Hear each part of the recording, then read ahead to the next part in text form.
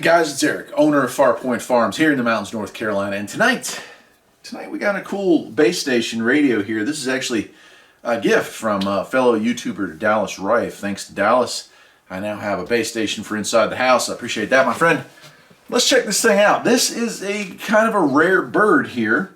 This is a Radio Shack, not a realistic, but a Radio Shack TRC-495. This was the last base station produced by Radio Shack, or produced for Radio Shack, before they got out of the base station game altogether. So it's kind of a unique in the sense that it's the last of the line. It's also unique because it is not realistic branded. It is Radio Shack branded, and the very high number, the 495. So you can tell this was towards the end of the run.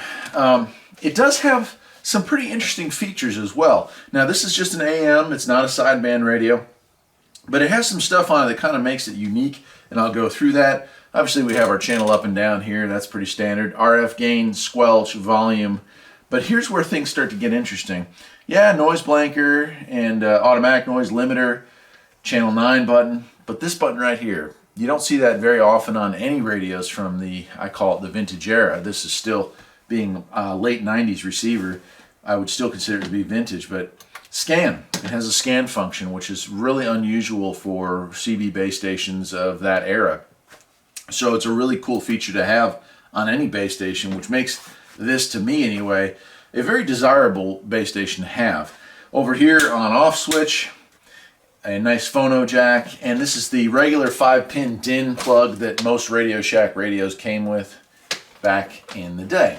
Now I've got this hooked up to a realistic noise canceling power mic, and that's kind of a nice thing. So it's got the volume control there, and together with the combination, this actually is a really good little base station. It gets out well. I get good reports on it. It just works. It's just nice. So I'm going to show you some close-up pictures. Here's the front here, and here's the back, and here it is underneath, and the sides. Okay, but let me turn this thing around. We'll take a look at the back together. And this is also kind of interesting. So we have a 120 power cord, so plug into a wall outlet, no problem there. But it has some interesting stuff here. We have our PL259 connector for our antenna hookup, obviously. But we have a 120 AC or 13.8 volt DC switch. Also not terribly unusual. Union Washingtons, Cobras, stuff like that usually had the ability to run off of both, because there were actually guys and gals that ran base stations as mobile units back in the day. It's the plug that I find interesting, and it uses like a 12-volt wall wart type plug. It uses that plug kind of like the Baofeng here has. There's so many different things that use that standard 12-volt plug. But I find that interesting, where most of your Cobras and Unitons use that 3-wire like a mobile install would have. So that always, I find that to be interesting. And then over here we do have a plug for an external speaker. Not too terribly much going on here as far as features and functions other than those. I'll read here and let's see if we can find a date. TRC-495, catalog number 21-1579. As far as a date, it's got a serial number, but it doesn't give a date. It's 96006-463. I'm betting 1996, which would have put it right along the lines of the end of the era for these things. And let's see if it says where it's made. Made in the Philippines, so not bad. It's got a lot of heft to it. Now let me go ahead and plug this thing in, because there is one more cool thing I want to show you. And that is this. If I'll plug this in, this one has had some work done on it. So before I got my hands on it, it had gone to a radio shop because one of the lights was out on it, and it actually has been modified, so it's got some pretty cool features here. So let's go ahead and flip that on, and yeah, hopefully you can see the light meter is like a slowly changing LED, so it goes through the color bands, which I find to be really cool. And a channel selector here. And we have our RF gain. We can turn all the way up. Squelch we can set. Nice, good sized meter. I really like the fact that you can catch those weak signals. If you're on scan and you start seeing that thing kind of poke around, you might take your scan off and let your squelch down just to hear those faint conversations if you're talking at fringe distances. And Well, I'll go ahead and turn the squelch way up and we'll hit scan. I don't have an antenna hooked to it right now, so we won't be transmitting, but as you can see, it actually scans through the bands fairly quickly. Another thing that I like. And then, of course, we have some LEDs for our noise blanker, our noise limiter, and the scan function. Oh yeah, tell you what I'm going to do. I'll pause the camera here for a second, and I will hook up an antenna, and let's see if there's anything out there right now.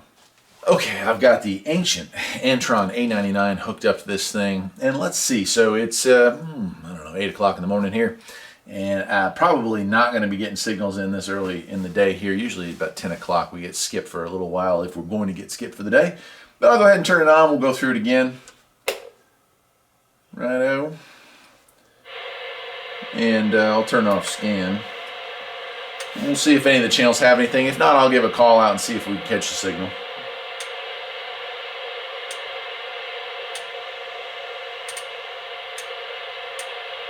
Nobody on the Super Bowl channels. Yeah, if the Super Bowl's quiet, then chances are, other than local traffic, it's going to be fairly quiet. I'll roll the 14. A lot of the local truckers use that here in my area, and we'll give it a shot. Hello, brake channel for a radio check.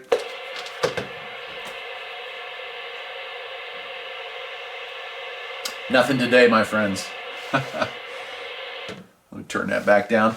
Anyway, that is it. That is the Radio Shack, not realistic, but Radio Shack TRC-495, the last in a very, very long line of Radio Shack base stations, and near the end of the peak of, CB Radio's original hobby. I would say 96 in my area, 1999, 2000. That was when we really went off the cliff. That was when I guess the internet picked up enough, and the CB radio hobby just died in my area. I'm kind of curious to see, when did the CB radio hobby die off in your area, and what is bringing it back right now? That'll be it for tonight. I'm Eric, the owner of Farpoint Farms here in the mountains of North Carolina. I hope you enjoyed this video on this very cool, unique, late model base station. Thanks again to Dallas Wright for sending this my way, and to the rest of you, well, I'll see you next time. Take care.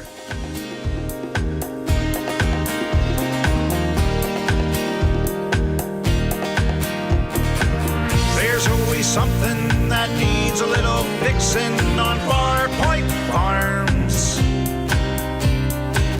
Freedom is mighty sweet, liberty sows its